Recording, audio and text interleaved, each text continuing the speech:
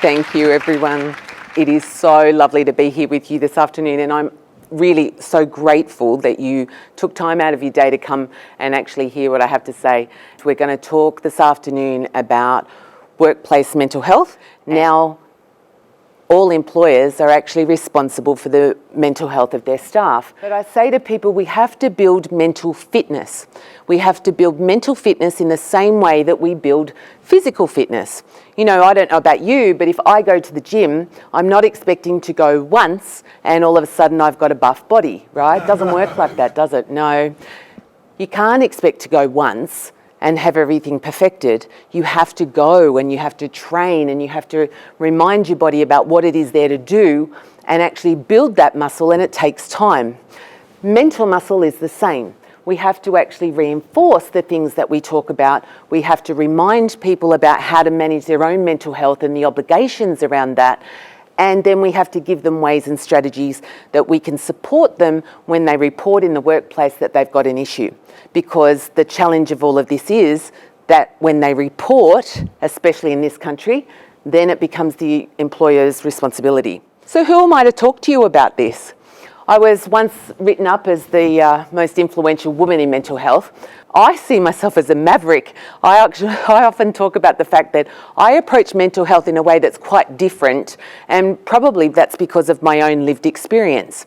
And I think that what makes me a good therapist and a person who really understands what it means to be human and the general ups and downs that we have in our human experience, it's that element of it and normalising our human experience that probably makes me good at what I do. Culture really is about collective mental health, and you know, when we have injuries that happen, how we handle them in the workplace is really a key to how that person will recover. So change management is the number one thing in the work environment that is likely to cause a psychosocial injury. And it's because it's poorly managed change. Most change processes, you might even bring in a change consultant, but the change consultant talks about the process of the change in the work environment. The change consultant doesn't actually look at how that change might impact your people. So I often get called into workplaces because they've just been through a change process and they've got a lot of problems starting to manifest.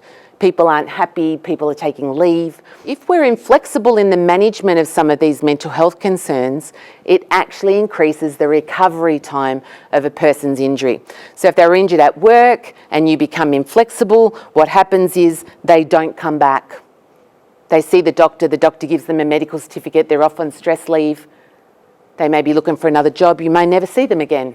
A person's ability to recover and a person's ability to be able to get on with their life have an awful lot to do with who their leader is and how flexible that leader actually is and how confident that leader is to talk to them about their mental health concerns and how it's affecting their work. And the more compassion we can show through our leadership in that moment, the better the outcome for the staff member and the more likely they are going to be to return to the workplace quicker. It's not how we work. It's not how human beings work. And we need to understand and apply some of our humanness to the way that we approach our people. And if we do that, we naturally become more compassionate. It's not hard to apply your humanness in the work context. It's just that we've been told for years that we shouldn't. In the terms of validation, though, we have two distinct meanings. One is the action validation, which is the process of undertaking some sort of assessment, whether that's an investigation or, what that person needs is recognition. It's the recognition validation that how they're feeling is having a big impact on them.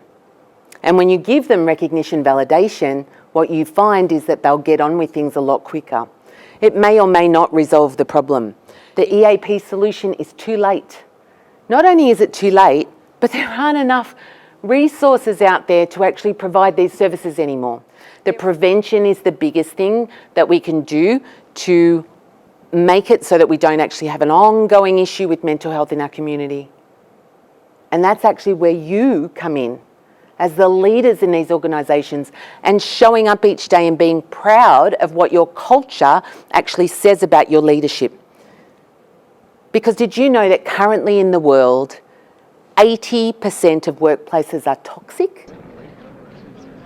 80%. If you take one thing from today and you think about what's the one thing that you could put in place tomorrow that might make it easier for your people, I want you to really make a commitment to making that happen.